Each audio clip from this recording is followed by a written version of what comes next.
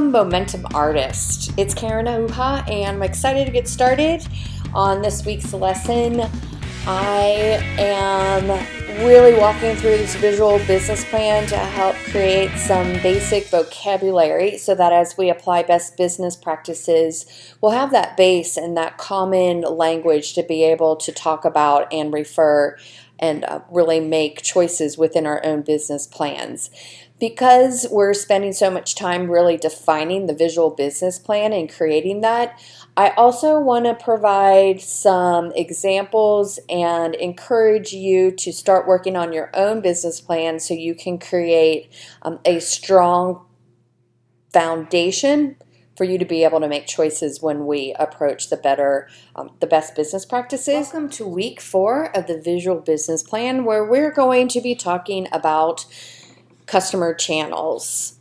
When you look at the artist business plan, we're going to be focusing on the channel box right here and filling that out. So we're going to be going over these 5 points. First, we're going to define customer channels, both direct and indirect. We're going to differentiate between channels and customers. We're also going to talk about why it's important to know the difference, because understanding channels will create more effective sales strategies, and we're going to finish up with some practical applications. So let's go ahead and get started with a definition of a customer channel. Customer channels are defined as a way of bringing products or services to market so they can be purchased by a consumer.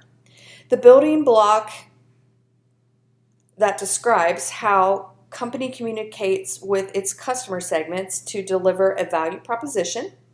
And customer channels can be direct or indirect. So let's start out with the direct channels. A sales channel is direct if it involves a business selling directly to its customers. And some examples of direct channels are online, selling art straight out of your studio or your home, and art shows. Again, there are other ones, but these are just some examples. An indirect sales channel is going to be where there's an intermediary, such as a retailer or a dealer, and they're involved in selling your product to a customer.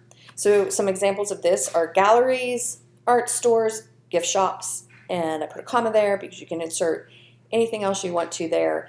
If there's a middleman, then it's going to be an indirect channel. Okay. What is the difference between customers and channels?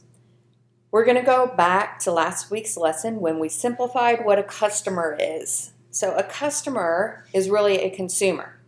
At the base level, a customer is the person who consumes your product. We also call them end users. Channels are the means of reaching your consumer or your end user. So for definition's sake right now, channels are the means of reaching your consumer, and customers are your consumers. So that's the simple. But we're going to add a little point in here that's going to get a little squirrely, which is, can channels be customers? And the answer is yes. And I think this is the most confusing part of customer versus channel. Because if we go back and we look at who are our channels, they're galleries and gift shops. And are they customers, and do we need to treat them like customers? Absolutely. In our sales strategies, we absolutely do.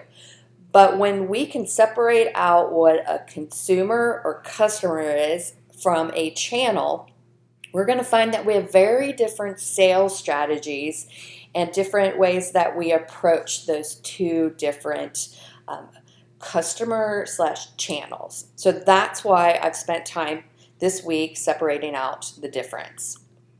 So why is it important to know the difference between channels and customers? You're going to have different sales approaches. You're going to have different customer needs. The same consumer need, but your customer, whether it is a gallery channel or the person who's buying at your art show, they have very different needs.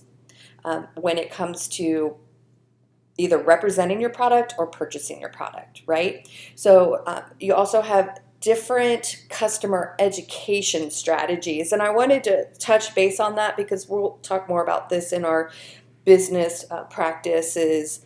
But it is our responsibility as an artist to educate our customer about our product. When I'm going into a gallery, I'm educating my customer on how to sell my product. And when I'm talking to my end consumer, my end user, I'm actually talking to them about how my product meets their specific needs. So there are different strategies. Let's start on some practical application. I want to give you a few things to chew on this week and some questions for you to use as a worksheet and a guideline as you start differentiating your customers from your channels. I want you to think about, number one, what are your customer channels? Who are they? What do they look like? Do your channels add value to your business? Do they raise awareness of products and services? Do they deliver your value propositions? Do they provide you with post-purchase customer support? Or are they costing you more money than they're worth? What are your best channels? Which ones work the best for you? And I put 2 points here. Direct channels like online sales or studio sales can have higher profit margins. Indirect channels, galleries or gift shops, can have a broader reach. So I want you to think through this, and on Friday I'll go through these questions and apply them to Karen Aluha Studio and how I approach my channels versus my customers. So y'all have a really great week.